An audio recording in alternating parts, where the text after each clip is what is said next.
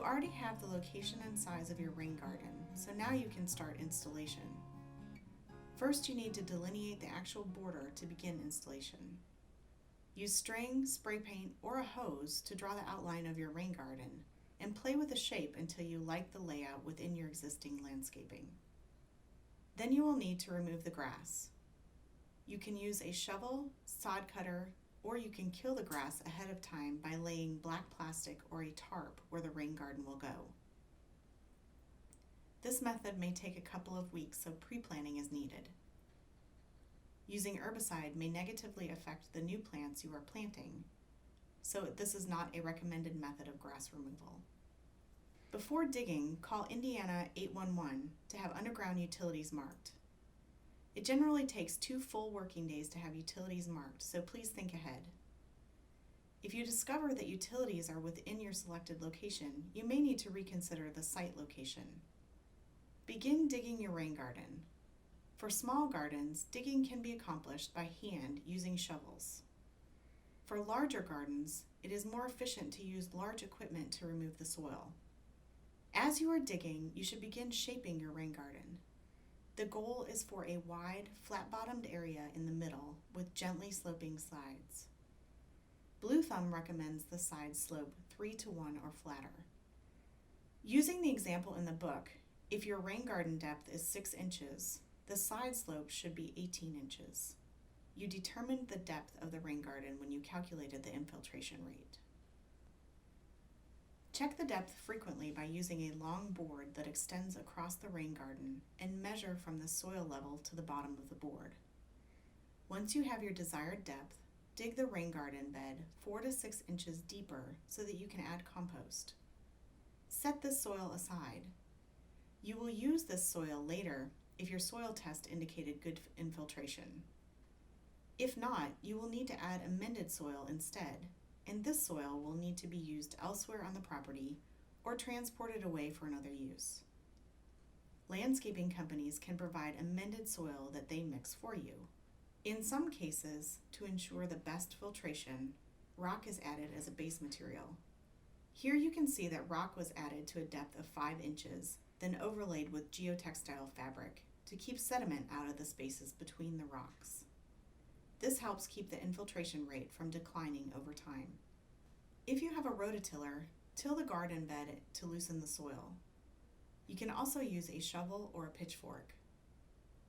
Add about 1 inch of compost plus a bit of the soil you removed, or the amended soil if that is what you are using. Then rototill again, working the organics into the soil. Repeat this process a couple of times in order to work 2 to 3 inches of compost into the garden. Then rake and grade your garden. If your rain garden is on a slope, you will need to build a berm out of dirt, landscaping stone, or edging on the downhill side to ensure the water is held in the rain garden. Use stakes and string to make the garden level and help to determine the height of the berm. Look at your garden and make sure you understand where water will be coming in and exiting, and ensure the water will flow in the way you want it to. Ensure that when your rain garden overflows during a large storm, that it does not overflow into your neighbor's yard. It is recommended to use landscaping rocks at the inlet and outlet to prevent erosion in these areas. At this point, you may want to make sure the infiltration rate is correct before planting. Take a hose and fill your rain garden. Check periodically to ensure that the rain garden drains within a day. If not, rework the soil, adding additional organic matter until the infiltration rate is within 1 day. Once the filtration rate is correct, plant before the soil dries out to provide a moist environment for the young roots.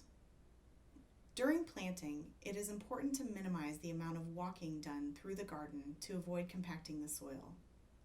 One option to minimize compaction is to place the mulch down before planting.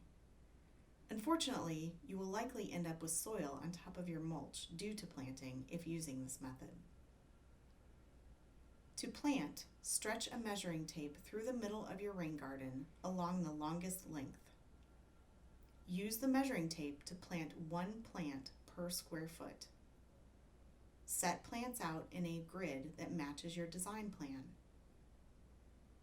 dig a small hole deep enough so that the base of the stem of your plant is a little above the ground surface. Remove the plant from the pot and gently loosen the root ball with your fingers. Set the plant in the hole and backfill to minimize air spaces around the roots. Once all the plants are planted, water the entire rain garden. If you have not already mulched, apply a 3-inch layer of mulch to keep the plants cool and moist and to help discourage weed growth.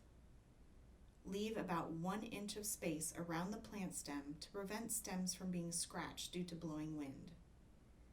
The Blue Thumb Guide recommends coarse, double-shredded hardwood mulch because the coarse pieces lock together and do not float away. Lighter mulches, like pine bark nuggets or cedar chips, will float away when the garden fills with water. Also, hardwood lasts longer and needs to be replaced less often.